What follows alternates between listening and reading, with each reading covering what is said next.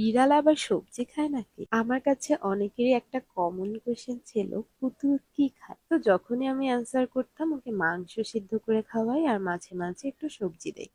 তো সবাই অবাক হয়ে যেত, বিড়াল আবার সবজি খায় নাকি? অনেকদিন পর পুতুলকে আজ সবজি খাওয়াচ্ছি।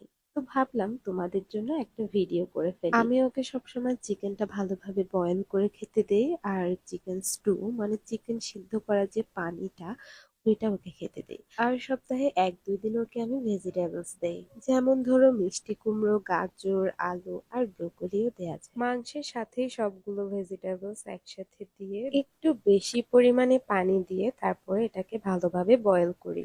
আমি এখানে কোনো ধরনের কোনো লবণ, তেল, মশলা কোনো কিছুই ইউজ করি না, কারণ এগুলো ওদের জন্য খুবই ক্ষতিকর। আর ওকে আমি ভেজিটেবলসটা চিকেনের সাথে মেখে তারপরে দেই। তবে শুনেছি অনেকেই প্রতিদিনই সবজি অ্যাড করে, বাট আমি করি না, কারণ আমার